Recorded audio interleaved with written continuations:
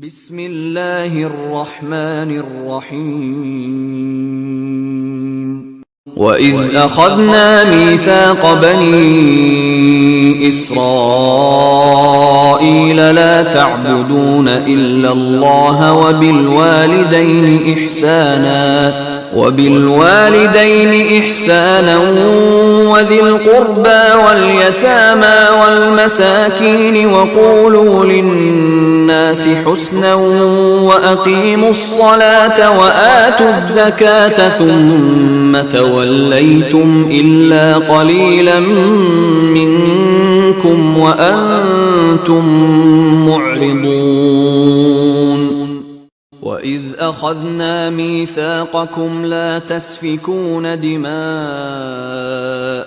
ولا تخرجون أنفسكم من دياركم ثم أقررتم وأنتم تشهدون ثم أنتم هؤلاء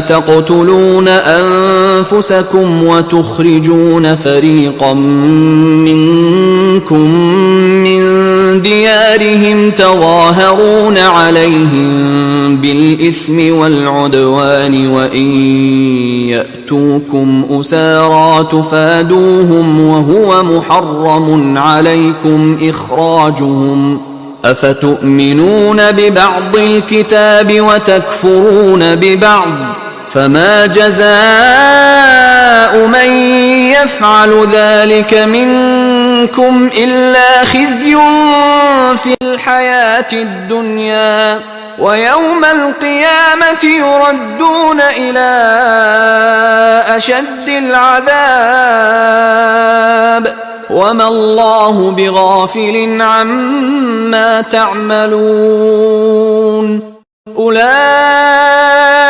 الذين اشتروا الحياة الدنيا بالآخرة فلا يخفف عنهم العذاب ولا هم ينصرون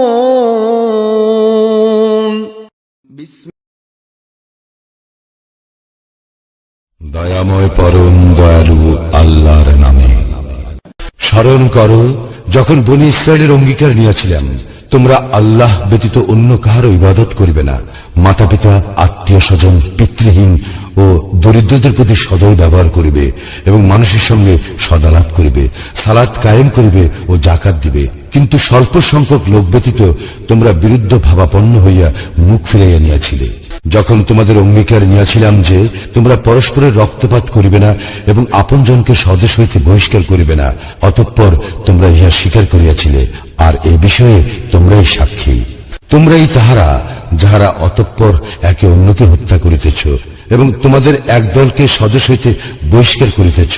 তোমরা নিজেরা তাহাদের বিরুদ্ধে অন্যায় ও সীমালঙ্ঘন দ্বারা পরস্পরের পৃষ্ঠপোষকতা করিতেছ এবং তাহারা যখন বন্দীরূপে তোমাদের নিকট উপস্থিত হয় তখন তোমরা মুক্তিপণ দাও, অথচ তাহাদের বহিষ্করণই তোমাদের জন্য অবৈধ ছিল।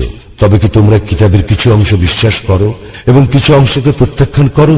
সুতরাং তোমাদের মধ্যে যাহারা এরূপ করে তাহাদের একমাত্র প্রতিফল পার্থিব জীবনহীনতা এবং কিয়ামতের দিন তাহারা কঠিনতম শাস্তির দিকে নিক্ষিপ্ত হইবে।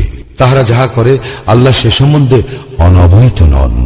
তাহারাই আখিরাতের বিনিময়ে পার্থিব জীবন ক্রয় করে, সুতরাং তাহাদের শাস্তি লাঘব করা হইবে না এবং তাহারা কোনো সাহায্য প্রাপ্ত হইবে না।